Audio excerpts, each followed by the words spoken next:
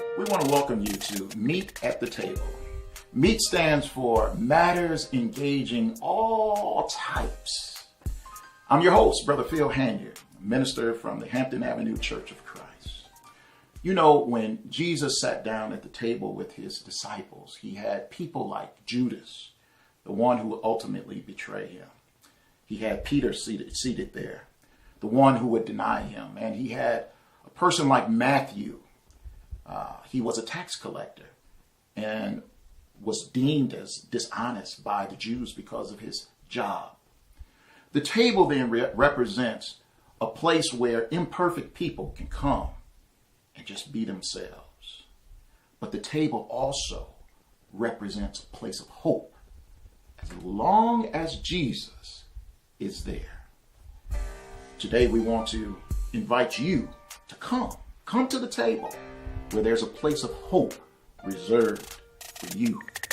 So pull up a seat and prepare to feast as we explore matters engaging all types.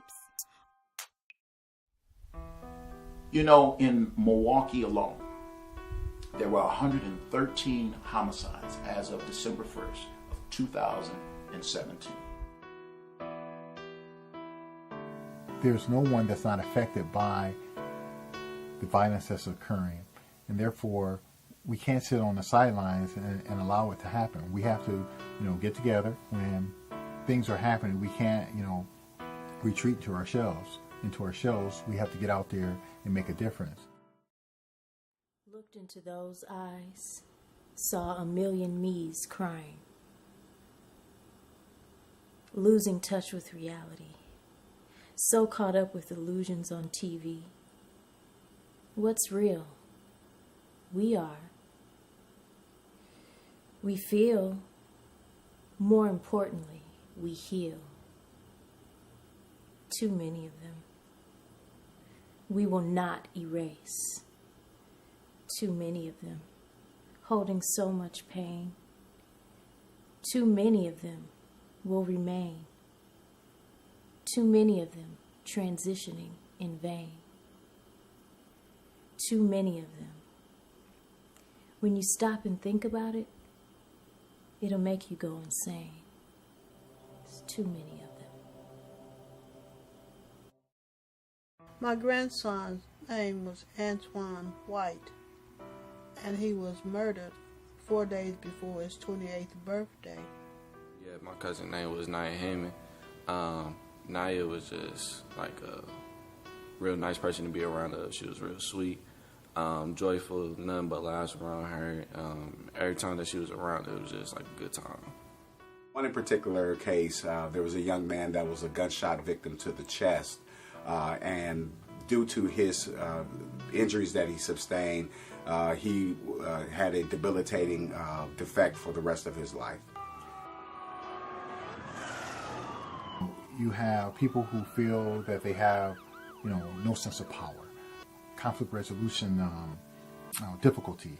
They don't know how to talk out their problems or work through their problems. There's a lack of control.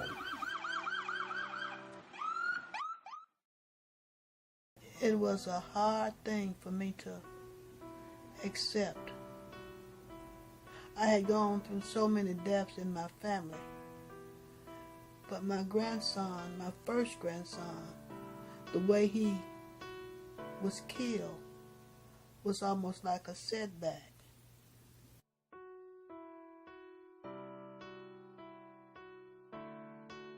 These individuals, again, not only do they affect, people on the street, but they affect the people that are closest to them.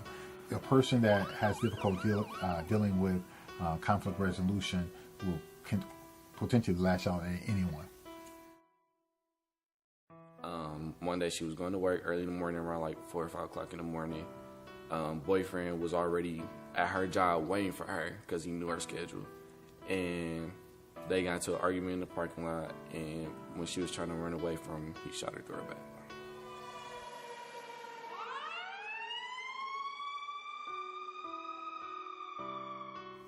Gun violence affects everyone, specifically in the African American community. The young man had several siblings, and his brother also became very agitated in school. He became a person who was not able to cope with school at all.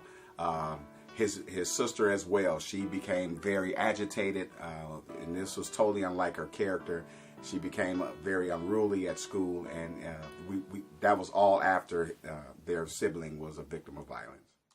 So the question is, what do you do when you are a victim of gun violence? What do you do when you see your friend, your relative shot and bleeding to death? Where do you go when this picture is constantly in your mind and you're reminded of the violence that's on the streets of Milwaukee? I was always a person who tried to have a scripture to fit whatever it was that I was going through. And at that particular time, I was studying the 46th Psalm, the 46th division of Psalm. And it said, God is our refuge and strength and ever-present help in trouble.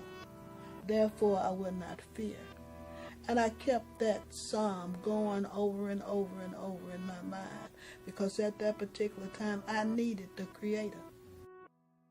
Sometimes you will blame yourself for the situation, or even people that I know that spiritually, they didn't put it to the point where they like, oh, like this was God's fault. So I didn't want to get to neither one of those stages. So I'm happy that I had thought about just praying and keeping my faith in God through the situation.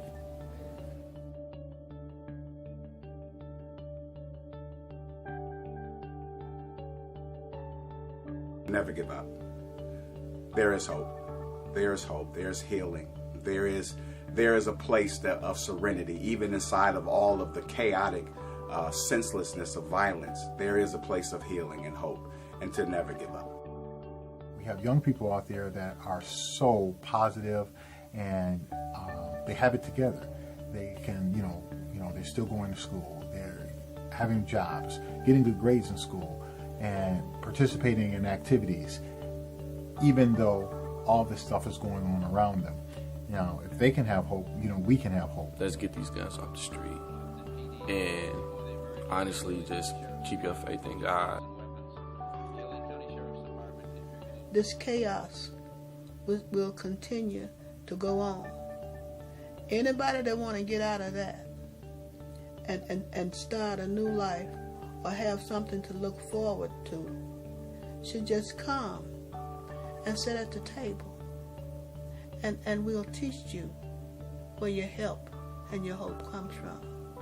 But you won't get it out there shooting and killing people. You have to come to Jesus for that. Well, today we want to invite you to understand that Jesus can cause you to come to a place of hope. And because Jesus has the power to do so, he can lift you up out of that place of despair. He can take you to a place where in your mind there will be hope. Thank you so much for watching Meet at the Table. We want to invite you to, again, come to a table where there's hope reserved for you. Thank you.